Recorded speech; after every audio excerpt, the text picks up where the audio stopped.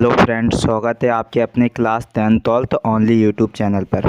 तो आज बात करेंगे जो यूनानी रोमन लेखकों के बारे में। जो यूनानी रोमन लेखक थे उनके बारे में और जो विदेशी यात्रियों के विवरण के बारे में। तो विदेशी यात्रियों का विवरण किस प्रकार था। अगर आप चैनल पर नए हो तो प्लीज़ चैनल को सब्सक्राइब कर लो, बेल आइकन को ऑन कर लो, जिससे कि मैं कोई सी भी नई वीडियो प्रोवाइड करूं तो आपको जल्दी से जल्दी मिल चुके। ठीक है, चलो स्टार्ट करते हैं विदेशी यात्रियों के विवरण के बारे में। किसके?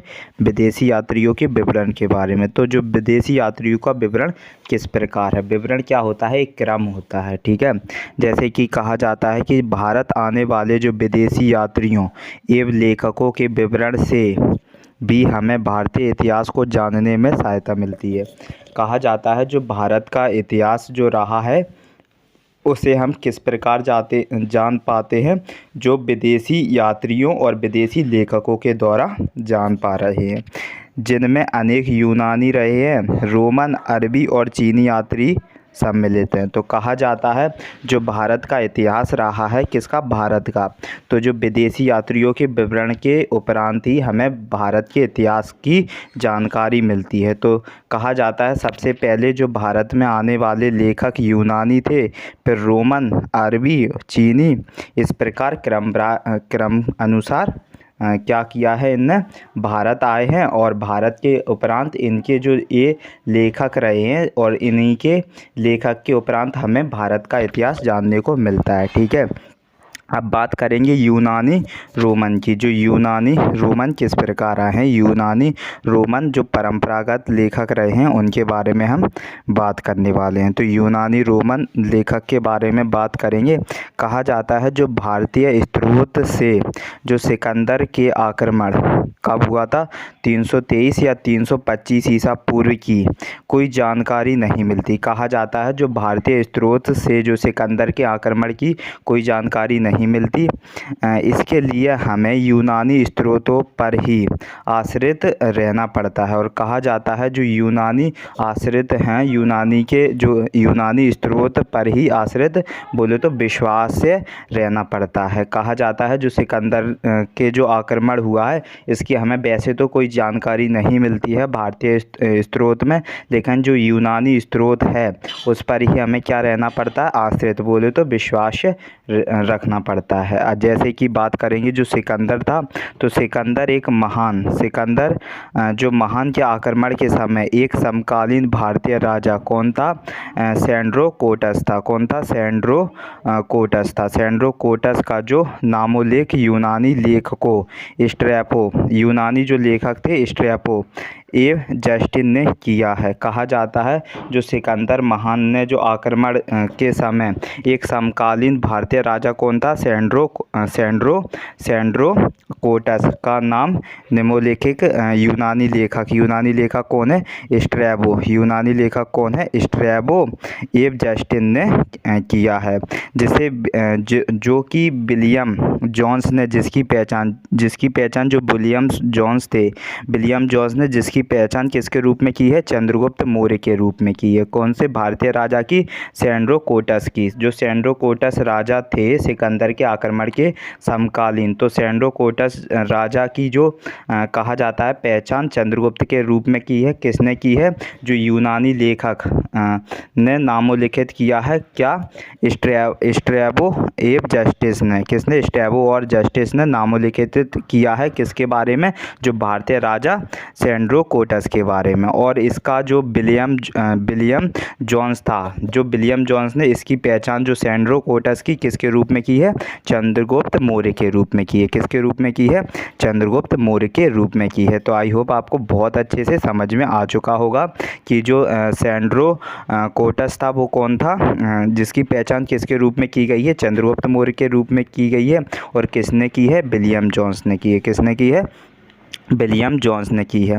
और कहा जाता है जो एरियन, किसकी बात कर रहे हैं, एरियन की बात करें हम, एरियन की बात करें, किसकी? एरियन की। तो एरियन तथा जो प्लूटार्क, एरियन तथा प्लूटार्क ने उसे क्या एंड्रोकोटस, उसे एंड्रोकोटस तथा फिलार्कस ने सैंड्रोकोटस के नाम से उल्लेखित किया है। कहा जाता है एरिया तथा प्लूटो ने उसे एंड्रोकोटस तथा फिलार्कस ने। देखो जो एरिया और एरियन कौन से, एरियन तथा जो प्लूटार्क ने उसे क्या कहा है, एंड्रोकोटस कहा है, किसे, सैंड्रोकोटस को। और तथा जो कौन थे, फिलार्कस थे, तो फिलार्कस ने उसे सैंड्रो क्या कहा है, फिलार्कस ने उसे सैंड्रोकोटस के नाम से उल्लेख किया है। तो कहा जाता है एंड्रोकोटस के नाम से किसने उल्लेख किया है, तो वो एरियन तथा प्लूटो ने किया है, ठीक है, प्लूटो ने। और फिलार्कस ने उसे सैंड्रोकोटस के नाम से उल्लेख किया है। और जो स्ट्रैम्बो और डायटोरस प्लिनी और एरियन नामक यूनानी क्या थे, वृद्धान क्लासिकल लेखक के रूप में जाने जाते हैं। जो स्ट्रैबो, डायटोरस प्लिनी और एरियन नामक जो यूनानी विद्वान थे उन्हें क्लासिकल लेखक के रूप में जाना जाता है। किसके रूप में जाना जाता है, क्लासिकल लेखक के रूप में जाना जाता है। जो स्ट्रैबो और डायटोरस प्लिनी और एरियन, कौन, स्ट्रैबो, डायटोरस प्लिनी और एरियन नामक जो यूनानी विद्वान थे उन्हें क्लासिकल लेखक के रूप में जाना जाता है। किन्हें जाना जाता है, स्ट्रैबो, डायटोरस प्लिनी, एरियन, इनको किसके रूप में जाना जाता है, क्लासिकल के रूप में जाना जाता है। और इसकी बात करें हम किसकी, जो ट्रेसियस की, तो ट्रेसियस जो था, ट्रेसियस एक ईरानी राजवैद्य था। जो ट्रेसियस था वो एक ईरानी राजवैद्य था जिसने मात्र ईरानी अधिकारियों से ही भारत विषयक ज्ञान प्राप्त करके अपना विवरण लिखा था। कहा जाता है जो ट्रेसियस था, कौन, ट्रेसियस एक क्या था, ईरानी राजवैद्य था। कौन था, ईरानी राजवैद्य था, कौन, ट्रेसियस। और जिसने मात्र ईरानी अधिकारियों से ही, किससे, ईरानी अधिकारियों से ही भारत विषयक ज्ञान प्राप्त करते, जो भारत विषयक ज्ञान प्राप्त करके अपना क्या किया था, विवरण किया था, अपना विवरण किया था। बात करेंगे किसकी, हेरोडोटस की। तो हेरोडोटस एक बहुत इम्पोर्टेंट से, इससे प्रश्न आपसे ज़रूर पूछा जाएगा हेरोडोटस के बारे में। तो जो हेरोडोटस था उसे इतिहास का पिता भी कहा जाता है, हेरोडोटस को।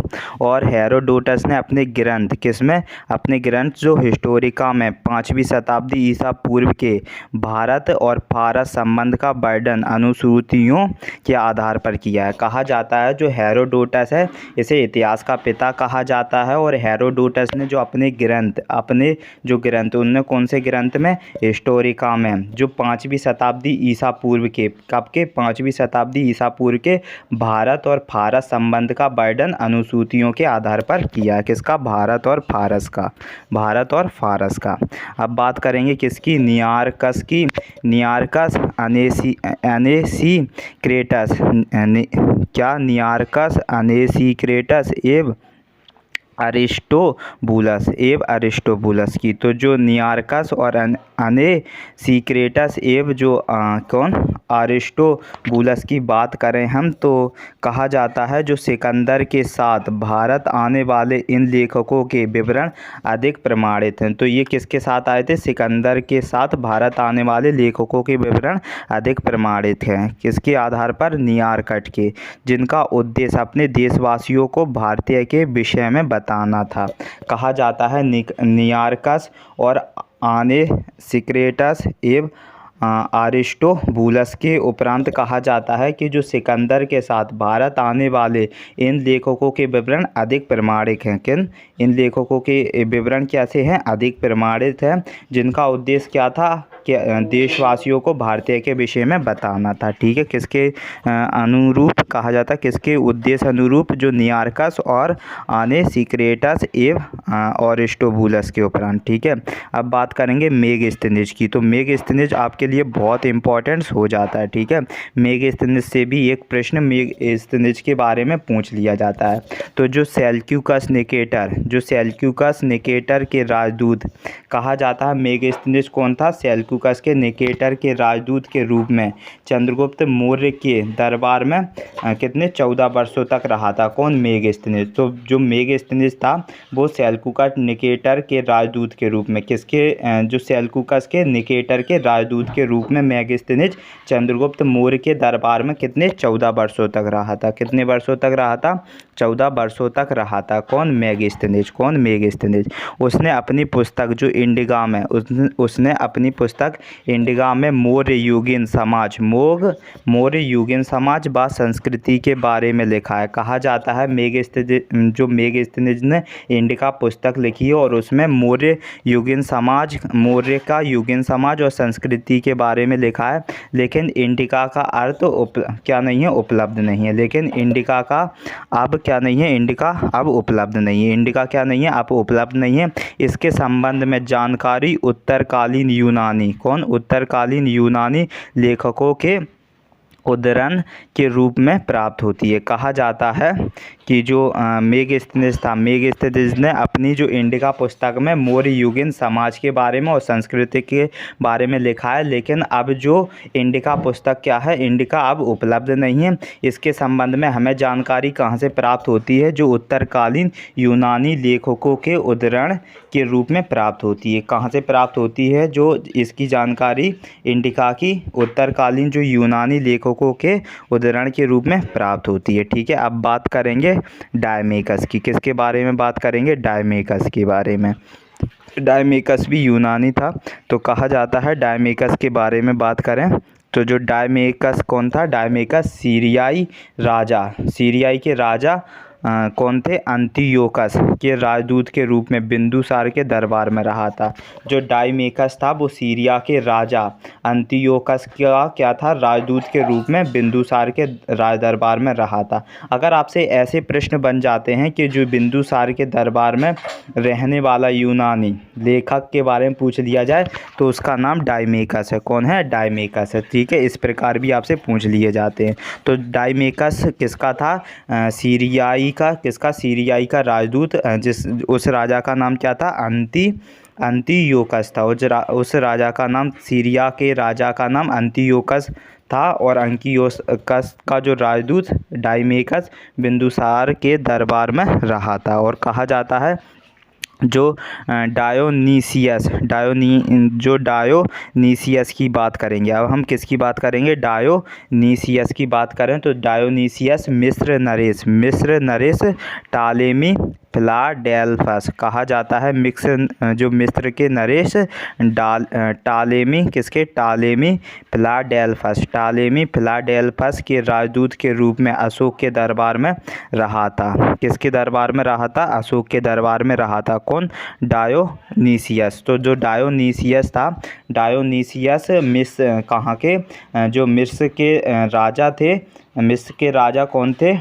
Ptolemy Philadelphus. मिस्र के राजा कौन थे? टालेमी फिलाडेल्फस के राजदूत कहा जाता है। टालेमी फिलाडेल्फस के राजदूत के रूप में अशोक के दरबार में आया था। कौन? डायोनीसियस। ठीक है, और टालेमी की जो ज्योग्राफी कहा जाता है, टालेमी की ज्योग्राफी और पेरिप्लस ऑफ द एरीथियन सी कहा जाता है। किसके बारे में बात करें हम? जो टालेमी की ज्योग्राफी और पेरिप्लस ऑफ द एरीथियन सी के बारे में बात करें तो जो ज्योग्राफी लगभग कब की है? 150 ईसा के आसपास लिखी गई है। कब लिखी गई है? जो इसकी टालेमी की जो ज्योग्राफी है वो कब लिखी गई है? 150 ईसा के आसपास लिखी गई है, जिसमें प्राचीन भारतीय का भूगोल और वाणिज्य का वर्णन किया गया है। तो कहा जाता है जो टालेमी की ज्योग्राफी है और पेरिप्लस ऑफ द एरीथियन सी है। तो ज्योग्राफी में लगभग 150 ईसा के आसपास लिखी गई है, जिसमें प्राचीन भारतीय भूगोल और वाणिज्य का क्या है? वर्णन दिया गया है। अब बात करेंगे पेरिप्लस की। तो जो पेरिप्लस कहा जाता है, जो पेरिप्लस था किसके बारे में बात कर रहे हैं? पेरिप्लस। तो पेरिप्लस का अज्ञात लेखन कब हुआ? 80 से 115 ईसा के बीच में रहा है। इसके मध्य हिंद महासागर की यात्रा पर आया था। जो मध्य हिंद महासागर की यात्रा पर आया था कौन? पेरिप्लस। तो जो पेरिप्लस का जो लेखन रहा है वो 80 से 115 ईसा के बीच में रहा है पेरिप्लस का लेखन, और ये मध्य हिंद महासागर की यात्रा पर आया था। कहा जाता है जिसने बंदरगाहों और व्यापारिक वस्तुओं का विवरण दिया है। कहा जाता है जिसने बंदरगाहों और व्यापारिक वस्तुओं का विवरण दिया है। अब प्लिनी की बात करें, किसकी? प्लिनी की बात करें तो जो प्लिनी है वो प्लिनी ने क्या किया है? पुस्तक नेचुरल हिस्टोरिका, प्लिनी की एक पुस्तक है नेचुरल हिस्टोरिका। ये ईसा की प्रथम शताब्दी में लिखी गई है और यह एक लैटिन भाषा में है। जो नेचुरल हिस्टोरिका है यह एक लैटिन भाषा में, जिसमें भारत एवं इटली के मध्य होने वाले व्यापार तथा भारतीय पशुओं और वनस्पति खनिजों का विवरण दिया गया है। तो कहा जाता है जो प्लिनी है, प्लिनी की पुस्तक कौन सी है? नेचुरल हिस्टोरिका है। प्लिनी की पुस्तक क्या है? नेचुरल हिस्टोरिका में कहा गया है कि यह एक लैटिन भाषा में और जिसमें भारत और इटली के मध्य जो व्यापार के बारे में बताया गया है और भारतीय पशुओं वनस्पति खनिजों का विवरण भी नेचुरल हिस्टोरिका में दिया गया है, जो कि प्लिनी के द्वारा लिखा गया है। और प्लिनी ने रोम से, कहा जाता है प्लिनी ने रोम से भारत आने वाले धन के लिए दुख प्रकट किए हैं। जो प्लिनी ने रोम से भारत आने वाले धन के लिए क्या किया है? दुख प्रकट किया है। किसमें? हिस्टोरिका, नेचुरल हिस्टोरिका में। तो इस प्रकार ये क्या थे हमारे क्या बताया गया है मैंने इसमें आपको जो यूनानी लेखक थे उनके बारे में बताया है। किसके? यूनानी लेखक, जैसे प्लिनी है, टालेमी है, डायोनीसियस है, डाइमेकस है, और कहा जाता है मेगास्थनीज। जो मेगास्थनीज रहा है ये बहुत इंपॉर्टेंट है, और हेरोडोटस, ये दोनों ही इंपॉर्टेंट है। वैसे तो मैं जितना पढ़ा रहा हूँ इस वीडियो में, छोटा सा वीडियो है, तो इसमें जितने भी मैंने यूनानी लेखक बताए हैं वो सारे ही इंपॉर्टेंट है, आपको सारे ही करने हैं। ठीक है, तो आज के लिए इतना ही रहने देते हैं। आई होप आपको बहुत अच्छे से समझ में ज़रूर आया होगा, क्योंकि मैंने बिल्कुल आसानी भाषाओं में आपको समझाया है। ठीक है, तो आई होप आपको बहुत अच्छे से समझ में आ गया होगा। तो प्लीज़ वीडियो को लाइक कर दें और अपना जो फीडबैक है वो ज़रूर कमेंट में शेयर करें, और आप चैनल पर नए हो तो चैनल को ज़रूर सब्सक्राइब कर लें और बेल आइकन को ऑन कर दें, जिससे कि मैं कोई सी भी वीडियो चैनल पर डालता हूं, अपलोड करता हूं, तो वो तुरंत आपको सबसे पहले मिले। तो आज के लिए इतना ही, मिलते हैं कल नेक्स्ट वीडियो में।